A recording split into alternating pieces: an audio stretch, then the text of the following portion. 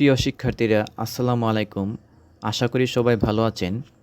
আমি আজকে আলোচনা করব নিট লাভ অনুপাত বা নিট মুনাফা অনুপাত। নিট মুনাফা অনুপাত হচ্ছে এ অনুপাতের সাহায্যে নিট বিক্রয় এবং নিট মুনাফার সাথে সম্পর্ক দেখানো হয়, অর্থাৎ প্রতিষ্ঠানের সার্বিক উপার্জন ক্ষমতা পরিমাপ করা হয়ে থাকে।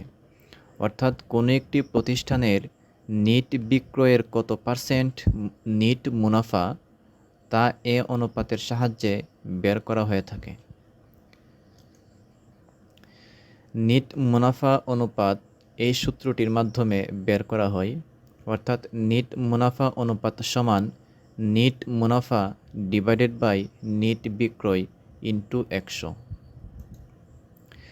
এখানে জন কোম্পানির নিট বিক্রয়ের পরিমাণ দেওয়া আছে 3,50,000 টাকা এবং নিট মুনাফা দেওয়া আছে 35,000 টাকা এবং বলা হয়েছে যে নিট মুনাফা অনুপাত নির্ণয় করার জন্য।